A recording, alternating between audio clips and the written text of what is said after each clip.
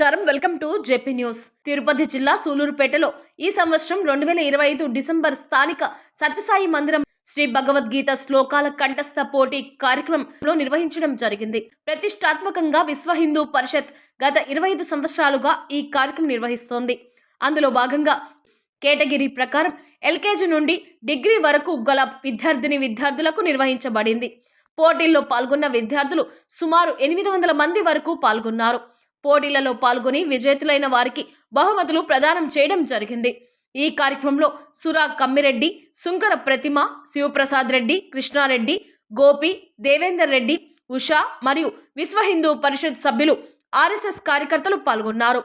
ఈ కార్యక్రమం జయప్రదం చేయడానికి ఆర్థికంగా సహకరించిన ప్రతి ఒక్క డోనర్కు విశ్వ హిందూ పరిషత్ ధన్యవాదాలు తెలియజేస్తోంది.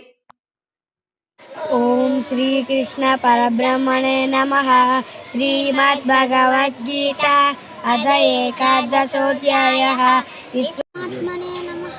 శ్రీమహా విశ్వరూప సందర్శన యోగః. శ్రీ భగవానువాచ మదనుగ్రహాయ పరమం దుఃఖమ.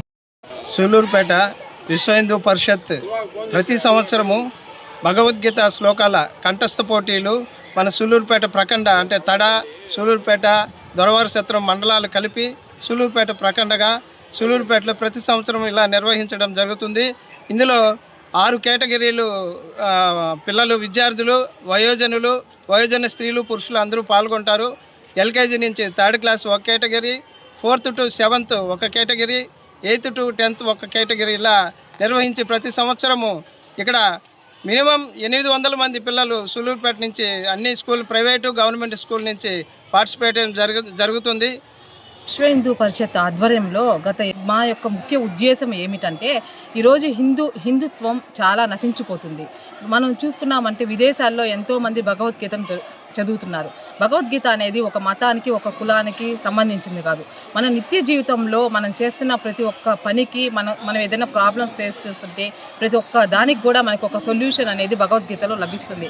భగవద్గీత సంస్కారం రావాలంటే చిన్నప్పటి నుండి కూడా పిల్లల్ని భగవద్గీతలు శ్లోకాలు నేర్పించి దాని యొక్క అర్థాన్ని కనుక తెలుసుకుంటే వాళ్ళ జీవితం అంతా కూడా చాలా ఆనందమయంగా ఉంటుంది. వాళ్ళ కుటుంబాలు కూడా ఆనందంగా ఉంటాయి.